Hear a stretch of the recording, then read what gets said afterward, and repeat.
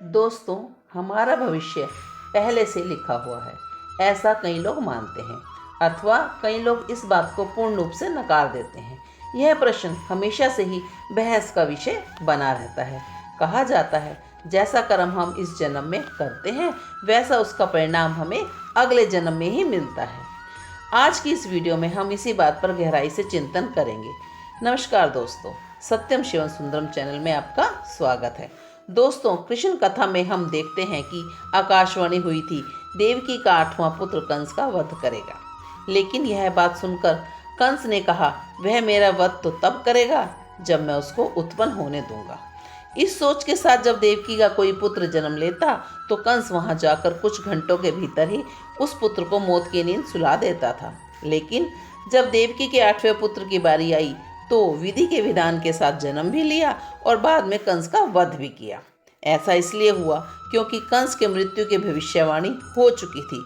साथ ही कंस के जन्म से ही लिख दिया था उसकी मृत्यु का समय कैसा होगा और किसके हाथों से होगी। यही नहीं दोस्तों, इस संसार में जो भी मनुष्य जन्म लेता है उसके बारे में भविष्य पहले से ही लिख दिया जाता है। मनुष्य का जन्म कैसे होगा, कौन सी जगह पर होगा, उसके जीवन में कौन कौन सी परेशानियां आएंगी, यह सब विधि का विधान है। इसे चाहकर भी बदला नहीं जा सकता। ऐसे कई महाग्रंथ हैं जिसमें कई महापुरुषों ने भाग्य पहले से ही लिखे होने के प्रमाण दिए हैं। जैसे हम रामायण में देखते हैं कि पहले से ही लिखा गया कि भगवान श्री राम को 14 वर्ष का वनवास मिलेगा, अर्थात उसके पीछे का कारण श्री राम के हाथों रावण का वध होना था। इससे आप ही सोचो, माता कैकेयी अगर मंथरा के बहकावे में ना आती तो ना ही श्री राम को माता सीता के साथ वनवास के लिए जाना पड़ता। तो सोचिए रावण का वध कैसे होता। यह सब पहले से ही लिखा जा चुका था, जिससे कि यह सभी के सुमेल से सर्वे हो पाया। इसी प्रकार एक तरह से प्राणी का भाग्य लिखा जा चुका होता है जब वो जन्म लेता है।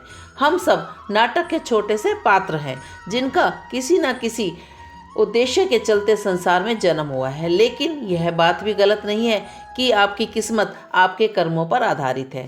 वह कहावत तो आपने सुनी ही होगी कि जैसा बोओगे वैसा ही काटोगे। अगर आप अच्छे और पुण्य के काम करते हैं तो आपके साथ सदैव अच्छा ही होगा। लेकिन अपने जीवन में बुरे कार्य किए हैं तो ज़्यादातर संभावना है कि आपके साथ दुष्प्रभाव हो सकता है इस जन्म में।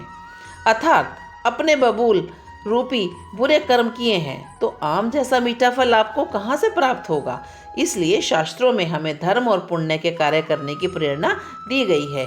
यही नहीं, तुलसीदास जी ने भी यह स्पष्ट रूप से एक चौपाई में कहा है कि कर्म ही प्रधान है। यदि जैसा कार्य करोगे वैसा ही फल आपको मिलेगा। इसी के साथ यह बात भी सामने आती है कि पांडव पुत्र अर्जुन के हाथों कर्ण का वध हुआ था।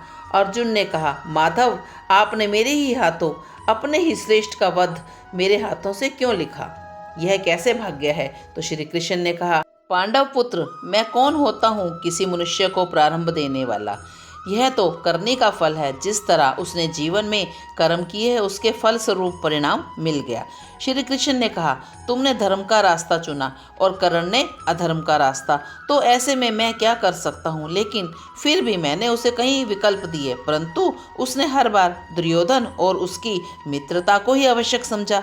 भगवत गीता के इस अध्याय में यह सीखने को मिलता है कि भगवान हमें कुछ अवसर जरूर देता है जिससे कि हम अपने बुरे कर्मों का पश्चाताप करके सही राह पर आ सकते हैं। अतः हमारा भविष्य लिखा जा चुका है, लेकिन कर्मों के आधार पर ही फल निश्चित होता है और अच्छे कर्मों द्वारा हम अपना जीवन शांतिपूर्वक बिता सकते हैं। धन्यवाद।